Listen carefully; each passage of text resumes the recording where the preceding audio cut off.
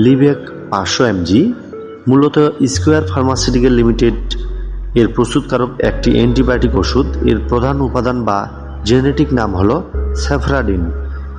এটি একটি first generation সেফালোস্পেরিন শ্রেণীর অ্যান্টিবায়োটিক যা বিভিন্ন ধরনের ব্যাকটেরিয়াজনিত সংক্রমণের চিকিৎসায় ব্যবহৃত হয়ে থাকে।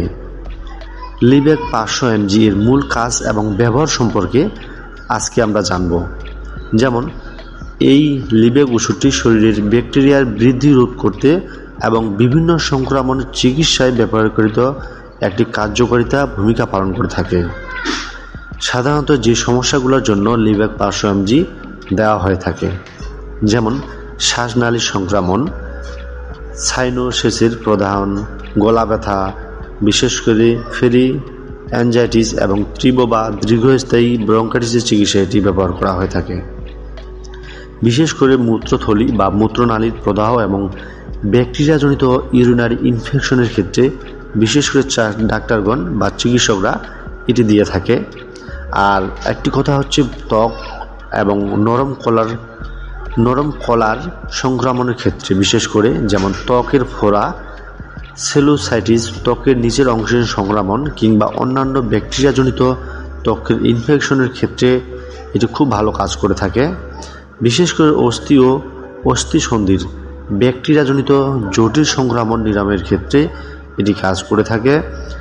আরেকটি কথা হচ্ছে যেটি বিশেষ করে যারা অস্ত্রোপচার পরবর্তী সংক্রমণ প্রতিরোধে, যেমন বিভিন্ন সার্জারি বা অপারেশনের পর যাতে ইনফেকশন না ছড়ায় সেই জন্য কিন্তু চিকিৎসকরা এটি প্রেসক্রাইব করে থাকেন। এখন জানব এই ওষুধটির সাধারণ কিছু পার্শ্ব প্রতিক্রিয়া। যেমন কিছু ওষুধের মতো লিবেকেও কিন্তু সামান্য কিছু পার্শ্ব প্রতিক্রিয়া দেখা দিতে পারে, যেমন বমি ভাব বা বমি হওয়া, ডায়রিয়া বা পেটে অস্বস্তি অনুভব করা, ত্বকে অ্যালার্জি, ফুসকুড়ি বা চুলকানি হওয়া, যে কোনো ক্ষেত্রে লিভার ও এনজাইমের মাত্রা সাময়িক বৃদ্ধি পাওয়া। তবে এগুলো সাধারণত দেখা দেয় না। সেক্ষেত্রে আপনাদের যদি সমস্যা দেখা দেয় সেক্ষেত্রে আপনার নিকটস্থ ডাক্তারের কাছে পরামর্শ নিয়ে এটি সেবন করবেন। এখন জানব কিছু গুরুত্বপূর্ণতা ও সতর্কতা পরামর্শ। 1 নম্বর হচ্ছে পেনিসিলিন অ্যালার্জি। যাদের পেনিসিলিন জাতীয় অ্যান্টিবায়োটিক বা তীব্র অ্যালার্জি আছে তাদের ক্ষেত্রে এই ওষুধটি পূর্বে বিশেষ করে সতর্ক থাকতে হবে এবং ডাক্তারকে বিষয়টি জানাতে হবে যে এই পেনিসিলিন জাতীয় ওষুধ খেলে আপনার অ্যালার্জি হয়ে থাকে। আরেকটি বিশেষ গুরুত্বপূর্ণ বিষয় হলো গর্ভকালীন ব্যবহার। গর্ভ অবস্থা এবং স্তন্যকালে চিকিৎসকের সুনির্দিষ্ট পরামর্শ এবং প্রয়োজন ছাড়া এই ওষুধটি ব্যবহার করা উচিত নয়।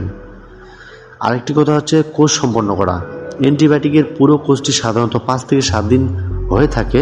অবশ্যই এই 5 থেকে 7 দিন ডোজটি আপনারা শেষ করবেন।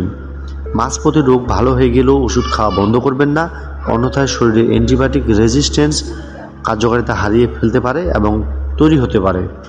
অবশ্যই বলবো আপনারা অ্যান্টিবায়োটিক লিবেক 500 mg ক্যাপসুলটি খেলে অবশ্যই চিকিৎসকের পরামর্শ খেয়ে নেবেন।